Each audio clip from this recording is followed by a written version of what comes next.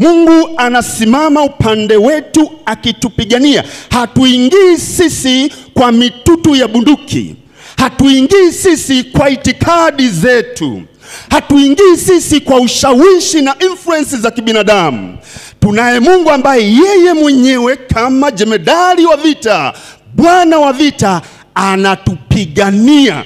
Kwa nini? Sisi hatuwezi, ndio maana tunahitaji msaada kutoka kwake. Bwana Yesu asifiwe.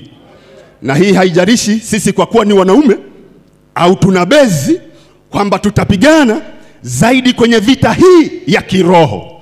Daudi kuna majira waliingia kwenye vita moja kwa moja kwa namna ya silaha za dunia hii. Lakini tunapokuwa kwenye agano jipya, iko vita inayopiganwa katika ulimwengu wa roho.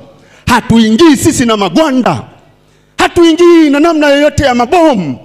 Hatuingii na silaha zozote. Tunaingia na silaha za rohoni, maombi yakiwepo, neno la Mungu likikaa ndani yetu, na tunavyoamini mwanaume ni mwanaume wa neno.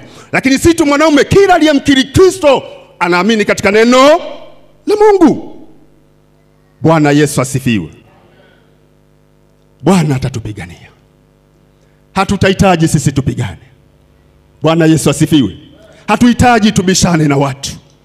Bwana atatupigania. Kazi yetu pengine inayokuwepo ni kumsihi Mungu, ni kusihi nguvu za Mungu. Na ukijidai wewe una nguvu na mabavu ya kwamba utayafanya mambo kwa fikra na utashi wako na elimu yako, kuna mahali unafeli. Kwa utamuhitaji tu huyu Mungu aingilie kati. Na hapo Mungu atatenda mambo makuu, mambo ya ajabu. Tunaposema mambo makuu, ni mambo makubwa, mambo ya ajabu, mambo ya ishara ambayo kwa akili za kibinadamu hayawezekani.